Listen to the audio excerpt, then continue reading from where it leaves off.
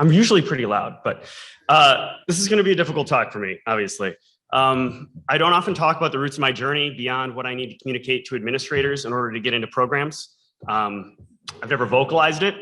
And I'm also pretty constrained in what I can speak about because I'm under a non-disclosure agreement. So I can't talk about recent research. So I'll start with the fun stuff. I grew up in the middle of nowhere, Wisconsin. I've connected with a couple of you on that. It was a small farm in my view, but it's larger than the university campus I'm on now. We didn't have TV, and that was really defining because we had the Star Wars Special Edition box set. And I think that's more cheers than I was expecting because Han shoots first, and that's wrong. But anyway, Star Wars put neural interfaces in front of audiences for what was maybe the first time, or at least the biggest audiences. Luke gets his hand cut off in Act 2, and by the end of Act 3, he's got a new one. And it works. Like, you can see that he can sense on his fingers, and it's a hand that a Jedi doesn't even slow down a Jedi warrior. Like, he gets right back in the fight. He's ready for Return of the Jedi.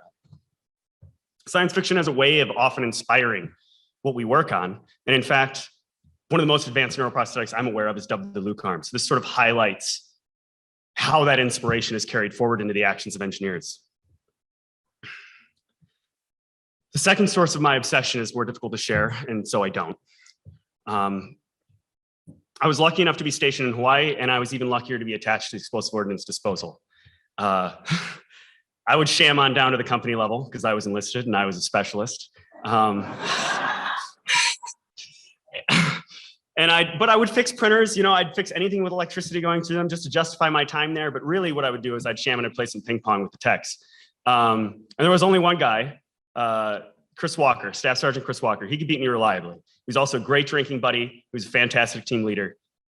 And in April of 2012, he became a AAA amputee.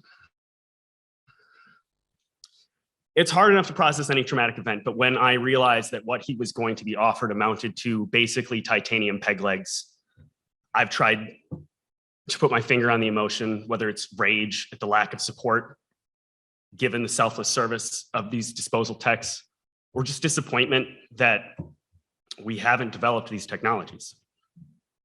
So that's what I've been working on for the last decade.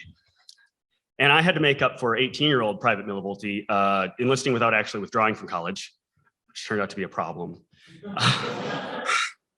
But a few semesters in community college and a trial run in the electrical engineering department got me my degrees in neurobiology and electrical engineering from the University of Wisconsin-Madison.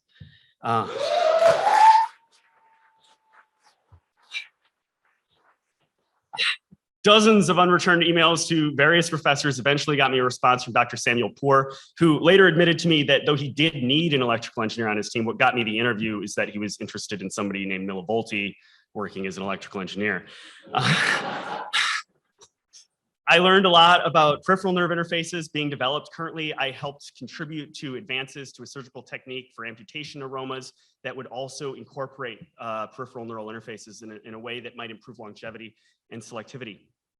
But then from here, I had to follow my wife to grad school in University of Washington, and that was quite a punch up for me. So I took a year, I teched in Dr. Amy Orsborn's lab, where I'm now a graduate student.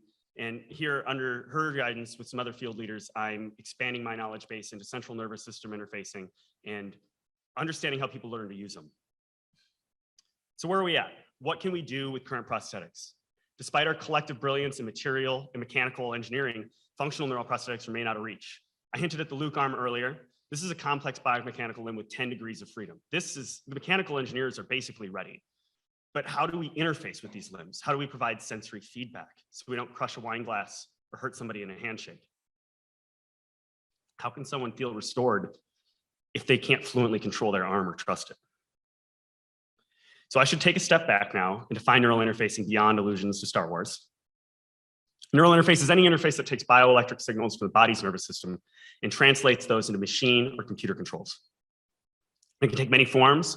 We can sense electrical activity through the skin, the muscles. We can move nerves from injured areas and reassign them control. The boundaries have been pushed even further with central nervous system approaches, from non-invasive scalp electrodes to extremely invasive brain-penetrating microelectrodes. There's no best interface. There is only the patient, their need for restoration. So any particular solution is going to be as unique as the challenges these people face. Many prosthetic approaches are biomimetic, which seeks to replicate the original biological processes. A biomimetic approach assumes that the neural control signal you're looking for exists, and this can be true. For example, if I can find the nerve that used to control your index finger, reassigning that control to a mechanical arm is at least a tractable problem, if it's still an incredibly difficult one. But that's not always a viable approach. Depending on the extent of the blast injuries, the one-to-one nerve action assignment may not always exist. So the patients have to learn to remap their neurology on a new control system.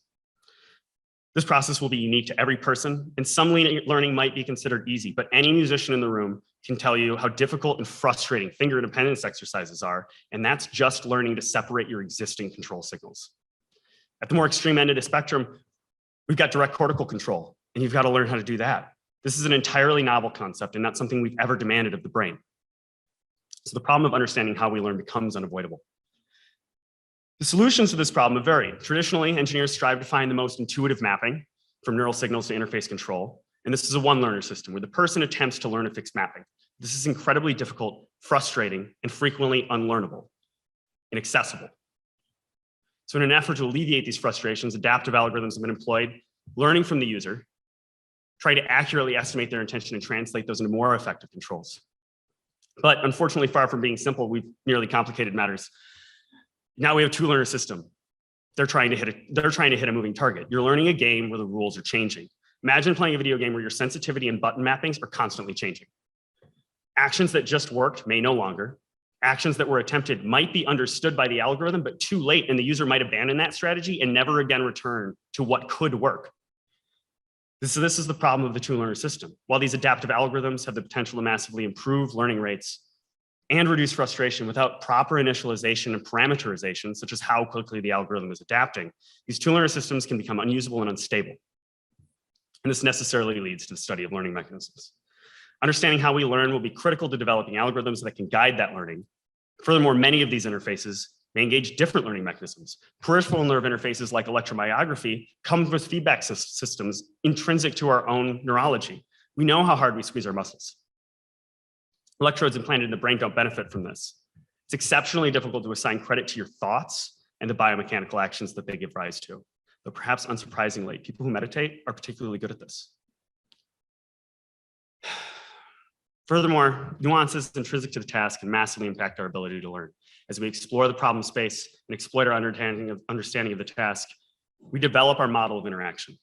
Accurate and prompt feedback is critical in learning that model. Uncertainty in task performance can massively impact user strategies.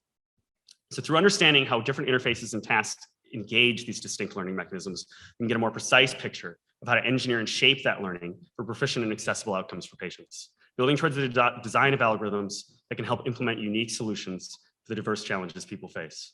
We're going to need interdisciplinary teams working closely with patients to effectively translate this technology. And though I doubt Chris Walker will ever beat me in ping pong again, I'd like to be beaten by somebody who's worked hard to regain that motor control, and I'd like to help him get there.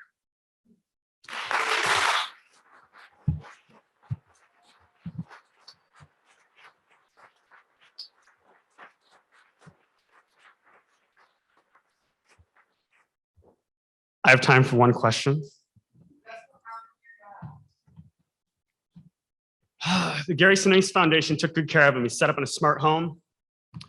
I mean, we're not friends anymore. His life just went in a different direction. And that's really sad too, but he's just got different challenges to face. I don't even know if he wants this technology, but that's where we're at.